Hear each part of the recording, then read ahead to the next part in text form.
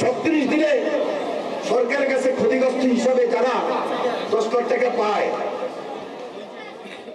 গণতন্ত্রের ভিতকে যদি শক্তিশালী করতে হয়, হাসিনার বিচার যদি ত্বরান্বিত করতে হয় ও সংস্কার প্রক্রিয়াকে যদি চলমান রাখতে হয়, তাহলে নির্বাচিত সরকারের কোনো বিকল্প নেই বলে মন্তব্য করেছেন বিএনপির যুগ্ম মহাসচিব শহীদউদ্দিন চৌধুরী আনি। তাই গণতন্ত্রের ভিত যদি শক্তিশালী করতে হয়, হাসিনার বিচার যদি আরো ত্বরান্বিত করতে হয়, সংস্কার চলমান প্রক্রিয়া, এই চলমান প্রক্রিয়াকে যদি চলমান রাখতে হয়, নির্বাচিত সরকারকে প্রয়োজন নয়। শুক্রবার দুপুরে লক্ষ্মীপুর সদর উপজেলার তেওয়ারীগঞ্জ ইউনিয়নের পূর্ব চর মনসা সরকারি প্রাথমিক বিদ্যালয়ে ইউনিয়ন বিএনপির প্রতিনিধি নির্বাচন অনুষ্ঠানে প্রধান অতিথির বক্তব্যে তিনি একথা বলেন। সংস্কারের আলোচনা করলেন, সড়ক ঘোষণা করলেন এবং জাতীয় সড়ক শেষ পর্যন্ত পাশের অপেক্ষা আছে। তিনি বলেন, একটি নির্বাচিত সরকারই পারে দেশের উন্নয়ন ও অর্থনীতির ভিতকে শক্তিশালী করতে। আইন শৃঙ্খলার উন্নয়ন ঘটানো ও দ্রব্যমূল্য নিয়ন্ত্রণে রাখতে অন্তর্বর্তীকালীন সরকার ব্যর্থতার পরিচয় দিয়েছে। তাই দেশের সার্বিক উন্নয়নের স্বার্থে একটি নির্বাচিত সরকার ওতপ্রোতভাবে জড়িত।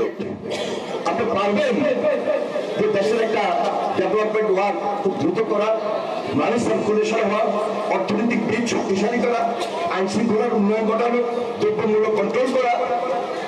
কই পারলেন একটা এক্সট্রা কারিকুলার অ্যাক্টিভিটিস, এই যে সাধারণভাবে চলাফেরা, স্কুল কলেজ মাদ্রাসা হাসপাতাল সবকিছু ডেভেলপমেন্ট উন্নয়ন যা আছে সবকিছুর সঙ্গে একটা নির্বাচিত সরকার ওতপ্রোতভাবে জড়িত।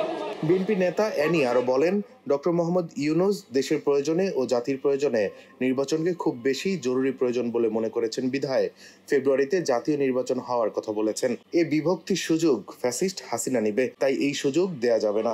ডক্টর মোহাম্মদ ইউনূস আজকে দেশের প্রয়োজনে জাতির প্রয়োজনে নির্বাচনটাকে খুব বেশি জরুরি মনে করছেন বিধায় সবার সঙ্গে আলোচনা করে যখন জাতীয় ঐক্যমত গঠন করলেন, সংস্কারের আলোচনা করলেন, সড়ক ঘোষণা করলেন এবং জাতীয় সড়ক শেষ পর্যন্ত পাশের অপেক্ষা আছে। এই বিভক্তি সুবিধা কে নিবে? বেশিরভাগ দিবে না, আওয়ামী লীগ দিবে না, হাসিনা দিবে না, এই সুযোগ দেওয়া যাবে না।